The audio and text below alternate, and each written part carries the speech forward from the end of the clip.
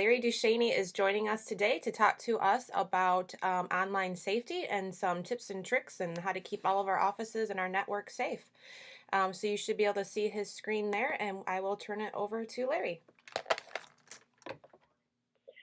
So many of you have probably heard what happened on May 12th with this WannaCrypt ransomware, sometimes known as WannaCry. And if you get this, you're going to want to cry because all of your files are encrypted and you will not be able to get those files back. That could be your photos, your documents, any important file that you have.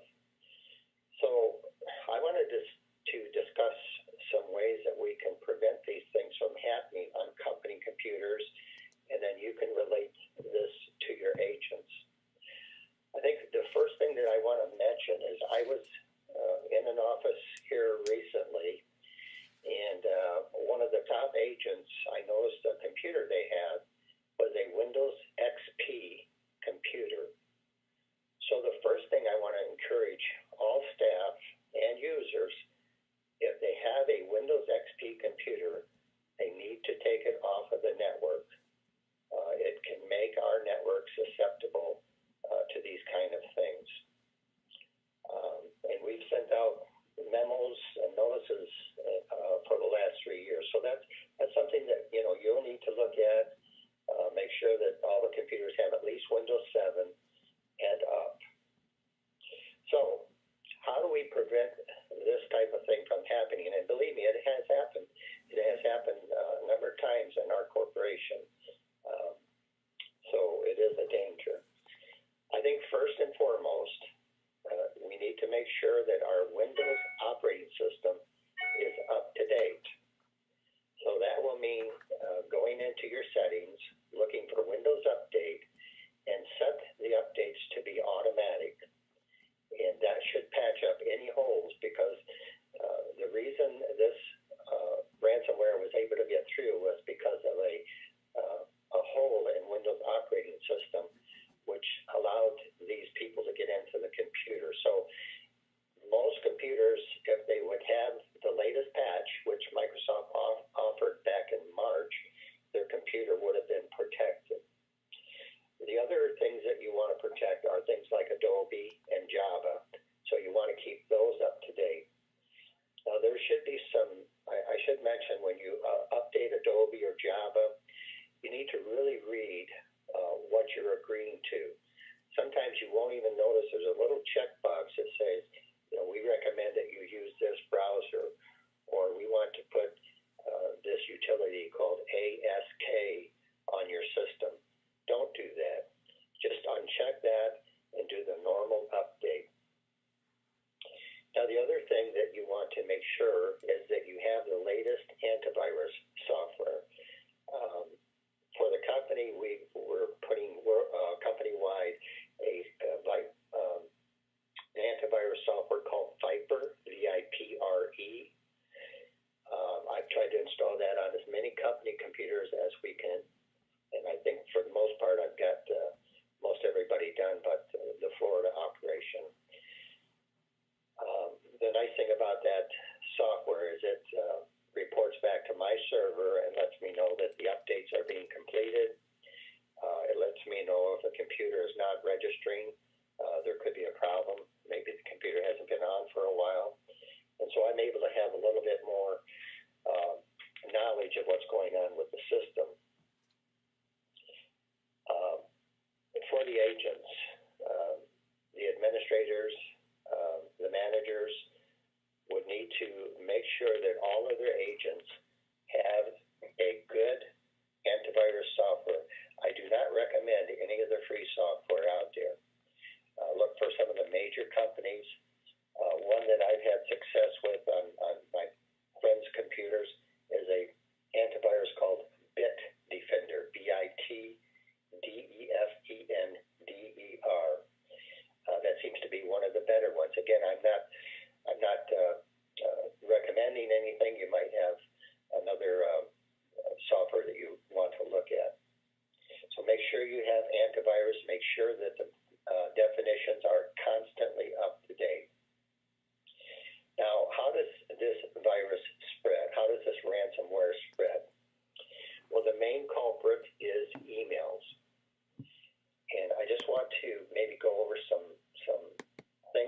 could do to protect you from opening an email that could contain this virus that could get your computer. Number one is any attachment that you receive, whether it's from someone you know, you need to be very cautious about opening it.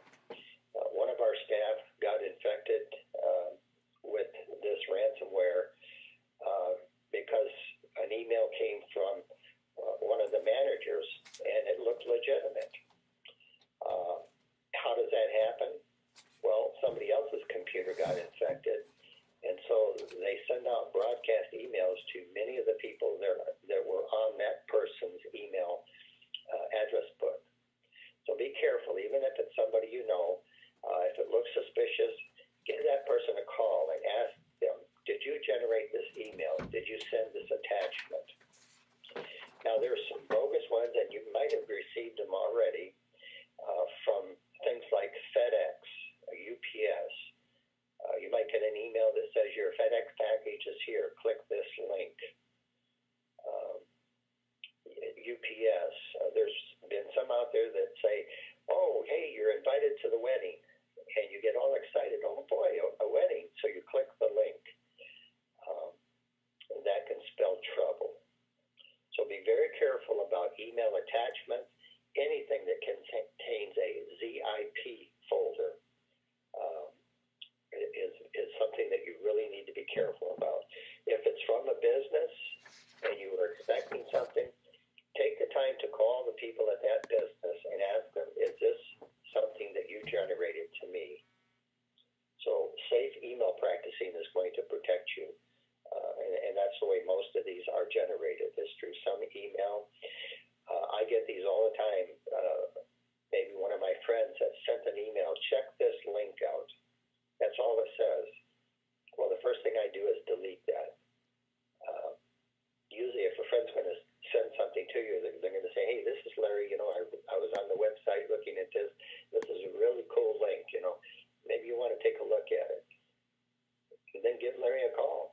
Make sure that he sent it. I can't stress enough the need to practice safe email usage.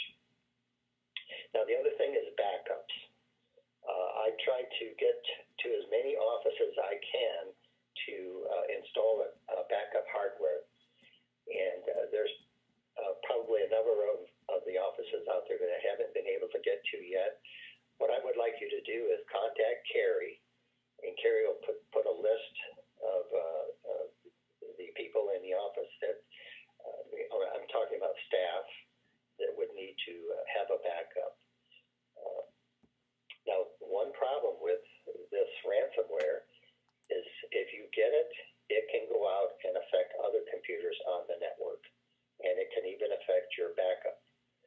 So I'm going to be looking at ways that we can safely back up our data, and it's going to probably involve disconnecting the backup drive once we're done, but we'll get further on that as we go, as we do some more research on this.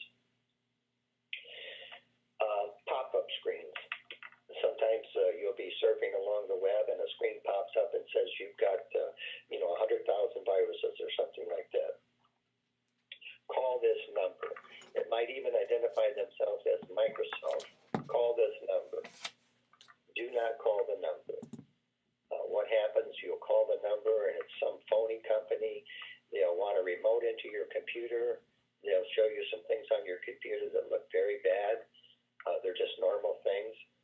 And then they'll have you spend $200 or $300 to buy a program from them that supposedly will clean up your computer. So don't do that. If you have any question about something, give a technician a call. Oftentimes it's just a matter of hitting Control, Alt, Delete, and closing that operation. The way this happens is sometimes you're typing in a web page or you're going to a link like Facebook, and maybe you just misspell it by one character. And there's people that have domains out there that realize that's going to happen, and then that domain is going to pop up a screen that looks just really scary. Don't call the number, even if it identifies itself as Microsoft. I think there's just one more thing. So I guess the key things I want to point out here is Windows Update. Always check and make sure your Windows operating system is updated. If you have Windows XP, please take it off of our system. It's a very dangerous machine. They have not been providing updates or security patches for Windows XP for a number of years. Now, Microsoft has made an exception for some of the bigger businesses that still use XP machines. It's a special support that you can go in and get a patch for this, but that's not for normal users. Update your machine. Be very careful about your emails. Back up your system, and I think that's about it. I don't know if there's any questions, Carrie, or... Great. Well, thank you, Larry, so much. Go ahead and type your questions in if you have one. I'm going to go ahead and read a comment from Diana while all the questions come in. And she brought up a really good point. If you get an email from someone you think you know, if you hover over their name in the email address bar, the actual email it comes from will come up. And a lot of times they actually are very bogus emails. So it's a good way to find out if an email is legit. Even if it comes in as a name, look at the actual email address, because a lot of times you can tell that they're bogus from that.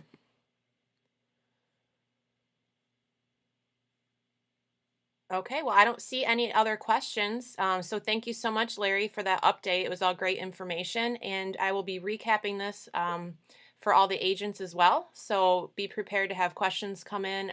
If you have any questions that you can't answer from your agents, feel free to reach out to me or to Larry. So thank you so much, Larry, for joining us. I really appreciate it. Alrighty, thank you. Thank you. Okay, everyone else, if you could hang on the line for just a moment, I do want to go over some Schmidt's Got Talent contest update. So let me just go ahead and switch over screens just real quickly. And I just got the last team. So the totals on the screen for hashtag Lakeshore, they had 80 points this week. For Team 90, they had 176 points this week. And for Team Take No Schmidt, I actually have not entered them yet, but they did total 111 points for this week. Our weekly winners, as you can see, is again Melissa in Petoskey winning first place, and Ray in Charlevoix winning second place. We've had a lot of questions come up on how they can get so many points, and they are rocking the Lunch and Learns. They are holding Lunch and Learns every day. Their agents bring in a brown bag lunch. They sit down and they train on a topic, and they're getting 5 points a day for sharing all of that knowledge. So congratulations to you guys. Great job. This week's weekly challenge is going to involve CBX. So CBX 3.0 is launching next week, and there are some pretty cool updates. So your special challenge that you'll get to earn 2 points is to sit through one of the webinars. Your first opportunity is today at 2 o'clock. There is one on May 23rd at 1:30 and one on May 24th at 10 a.m. I am also going to be recording the session today that I'm sitting in on, so that I will have a recording available to you in Online Office in case these times do not work for you. So again, go ahead, go into CB Exchange, type in CBX 3.0. It'll pull this up, and you have all of these options. Well, not all of them, of course. 2 of them already went by. But you have 3 options for live, and then I will have a recording after today's session at 2 o'clock. So thank you guys so much. We're gaining momentum. Most importantly, we're sharing knowledge with the agents, which is the point of this entire endeavor. So we really appreciate all of your help. We know we have so much of a competitive advantage with all of the tools that we have, and it really helps that you're helping us share that competitive advantage with our agents. So I'm going to switch over and just see if any more comments or questions came in, and I do not see any. So I'm going to go ahead and wrap it up. Thanks again to Larry for sharing that great content to keep all of our networks safe, and thank you everyone for calling in and spending your Thursday morning with us. Thanks so much. I hope you all have a great weekend. Bye-bye.